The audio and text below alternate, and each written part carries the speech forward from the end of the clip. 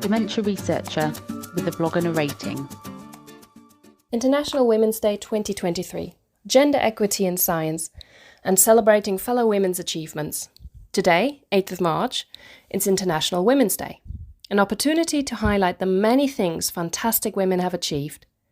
Taking stock where we're at in terms of gender equity, or still mostly inequity, and recognizing what we still need to achieve.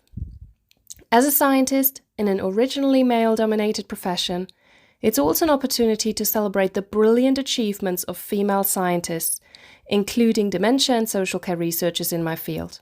But what's more, it's an opportunity to reflect on and celebrate the many female non-academics we as scientists work with.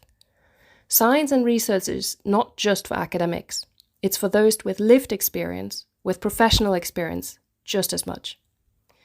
When I grew up, Marie Curie, the first woman to win a Nobel Prize and the first person to win a Nobel Prize twice, was about the only female role model I could picture. Obviously, there were more, albeit hardly covered in science or history when you grow up.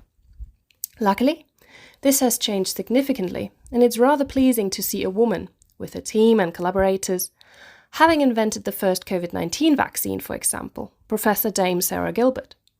And let's not forget the recognition of senior female dementia and social care researchers in our field.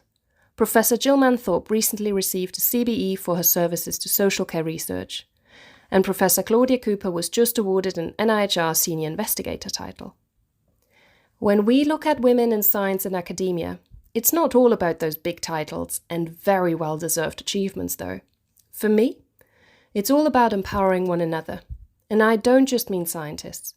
I mean female carers, female healthcare professionals, female social care providers, female third sector CEOs, and of course, female academics, postdocs and PhD students.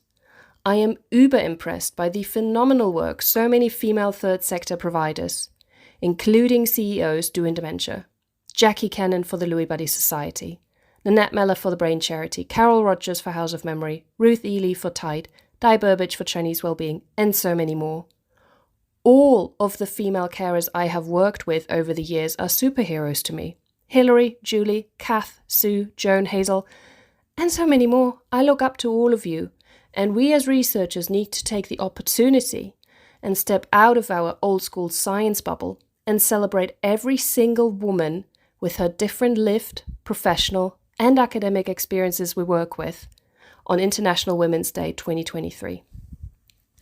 I hope that by trying to empower the women we work with, in whichever capacity, lived experts, professional, academics, we can take some of that equity towards the impact of our research as well. Achieving and supporting true gender equity is not only relevant within science and the people we work with, it's just as important for our actual research. Yes, we're certainly more advanced in terms of gender equity within our society than in most low and middle income countries, for example. It does not mean, though, that there are not still issues to be achieved in dementia research, so that everyone, regardless of their gender, receives equal access to diagnosis and care. So today, let's celebrate each and every woman you work with, are friends with, and recognize their achievements, and work together on supporting one another. Because, as Madame Albright put it so eloquently, there's a special place in hell for women who don't help other women. Thank you for listening. Join the Dementia Research bloggers and share your own views.